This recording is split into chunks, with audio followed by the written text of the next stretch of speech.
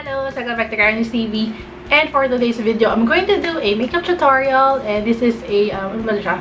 Summer glow vibes. Although malamig, climate change. Ngayon malamig na mainit, hindi ko maintindihan. So anyway, yon. First ay ibaban ko muna ang aking hair. Messy bun lang. Basta iikot ko muna siya. Messy bun. So, ayan, babayaan nyo muna yung aking hair dyan. And then, mag-spray ako nitong Faith, Hope, Love, Mermaid Look Sea Salt Spray. Doon lang sa bun part.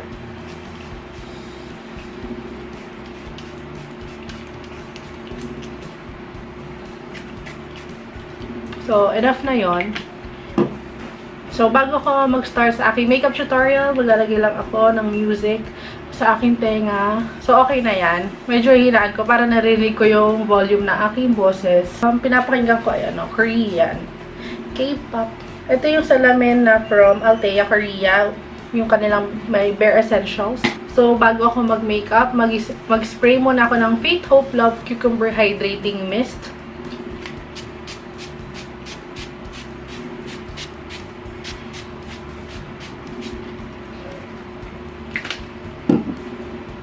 Oh my god, I forgot na mag-damp ng sponge. So, I'll be back. Pagkasama ko to, LA Girl Pro Coverage and also yung Water Me Please CC ng Clio because this one, meron siyang dewy finish. And masyado siyang light. So, kasamaan ko siya ng darker shade ng foundation para mas mag-match sa aking skin tone.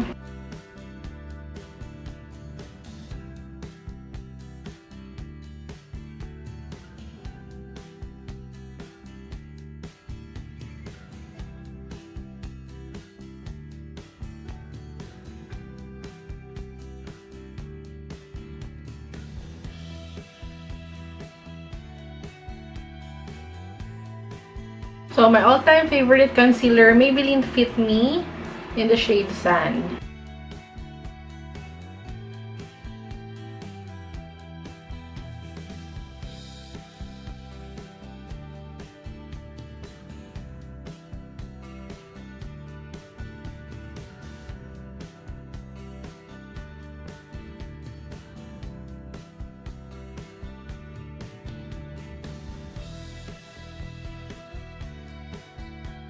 Grabe, tuyo na yung sponge agad.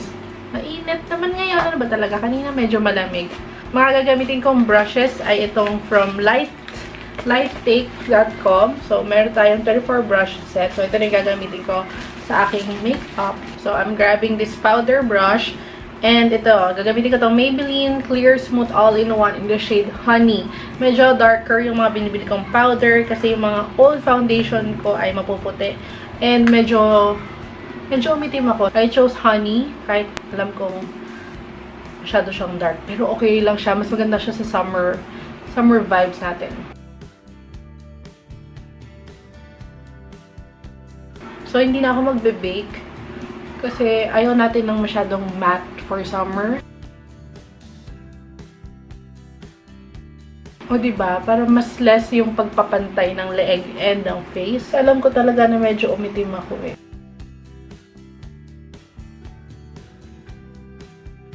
So, ginagamit ko yung mga light take brushes para later i-demo ko sa inyo yung aking nakuha. Also from Light+PAQ yung clean and dry automatic brush cleaner. So, next video baka makita nyo yung aking demo doon. So, ayan. Okay na tayo sa face. Ang gagamitin ko lang sa brows ay itong EB Advanced Perfect Eyebrow in the shade Medium Brown. And yun, ibabrush ko lang muna yung aking brows. And then, ilalagay ko na directly yung pencil.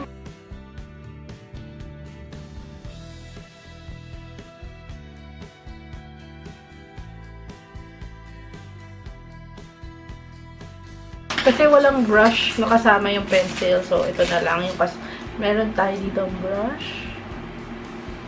Pwede rin yung spoolie. Pwede rin angled brush. Depende sa'yo.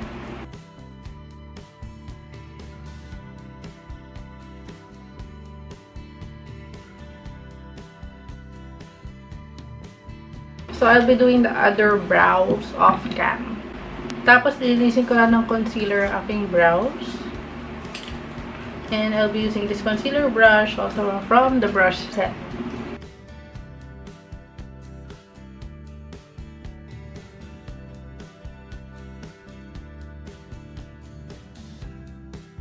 Parang dry ng face ko. Hindi ako nakapag-moisturizer ata eh. Oo, hindi ata ako nakapag-moisturizer.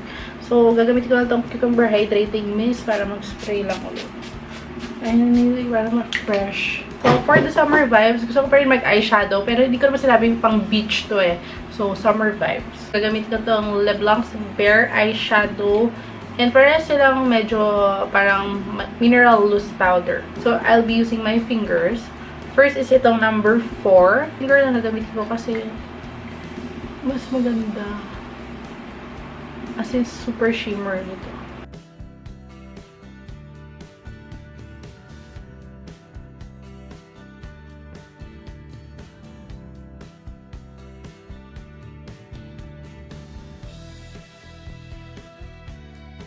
Tapos yung isang color is number 7. Maraming beses ko na itong ginamit eh.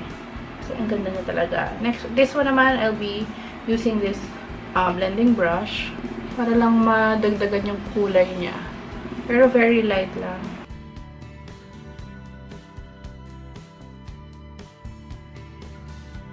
Tapos, hindi na ako mag-eyeliner. Mag-diretso mascara na.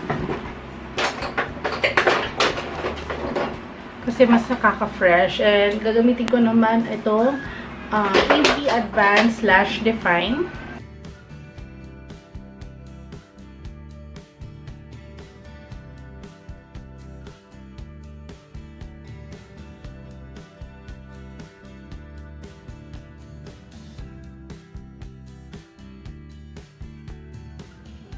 Tapos sa lower lashes, syempre gagamitin ko yung bottom lashes mascara. And napakanipis na, diba? Sobrang bongga. Ganyan lang siya, diba? Kaya sobrang gusto ko tong EV Advance. Ito yung pinaka-favorite ko na part nitong mascara na to. Yung pang bottom lashes niya ay perfect.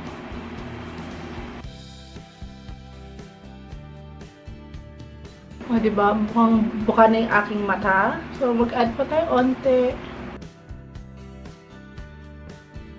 Next ay contour. Yan ito. So, I'll be using the BYS Contouring Palette. Parang ngayon ko nga lang siya gagamitin eh. Ginamit ko na sa ibang tao, pero sa sarili ko hindi pa. So, ano kaya ang gagamitin kong shade dito?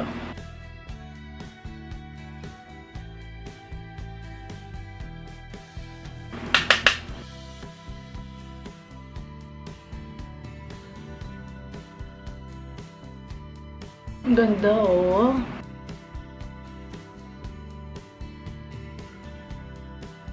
Parang tamang-tama itong gitna sa akin. Contour is life. So, mag-bronzer ako. And iisip ko pa anong bronzer gagamitin ko. Oh, yes. I have a bronzer from Natura Organics. As in, bongga na bronzer. As in, talaga shimmering, shiny, shimmering. So, I'll be using this big, ano ba tawag to? Fan brush na sobrang big. As in, tama-tama lang siya sa aking big na mukha. So, this bronzer is perfect.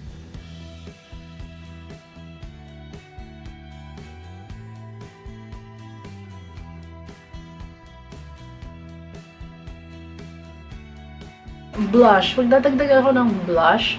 And gusto kong gamitin itong Candy Dolls Maggie Magic Cream Blush. So, I think para siya yung Sophie na blush na kasi yun o, wala siyang kulay. So, itatry ko muna dito. Baka sobrang tingkad niya.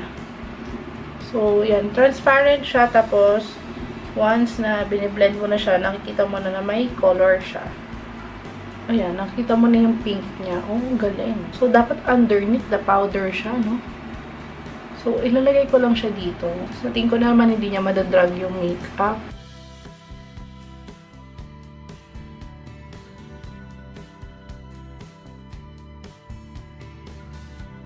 Oh my God! Ang kapal!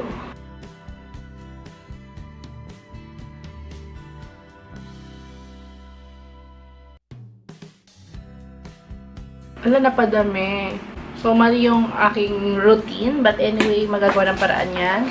So, lagyan lang natin ng powder on top para hindi masyadong makapal.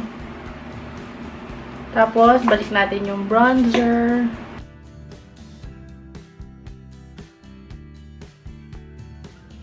So, yan. Mas summer vibes na siya. Diba? Sun Kiss. Yung bronzer, ilalagay natin siya kung saan matatamaan ng light.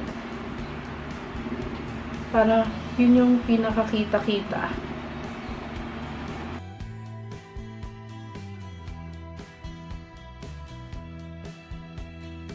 So, for the lipstick, ang gagamitin ko itong, ano ba tawag dito? Also Matte Lip Cream from Up and Up. Ang shade niya ay Blushing Sunday. Kasi puro shining shimmering na. So, at least a lipstick matte.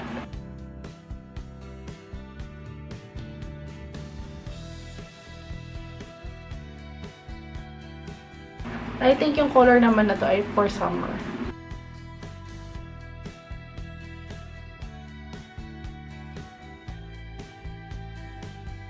Tapos mag-spray uli ako ng for finishing touches nitong Faith, Hope, Love Cucumber Hydrating Mist. As in talaga sobrang gamit ko ito. So instead na setting spray, ito ang spray ko para mas glowing tayo later. So okay na yung ating bun. Manababad na siya dun sa sea salt spray. And hindi naman siya mag-wave talaga sa akin. So, in fairness, nag-wave siya. Kasi yung buhok ko talaga ay sobrang straight. Hindi naman sobrang, I'm straight na talagang baksak siya dahil sa rebond. So, ayan. Tanggalin ko muna yan. Para maka-aura tayo. In fairness, yung sea salt spray naging wavy yung buhok ko. In fairness. Ang ganda, no? Maggie Magic Cream Blush, in fairness. Sobrang tingkad niya. Lalagyan ko lang ng onting powder. Itong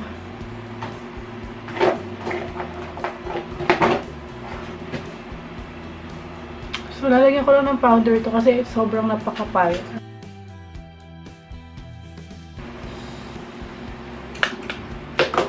So, pumuputok kasi siya.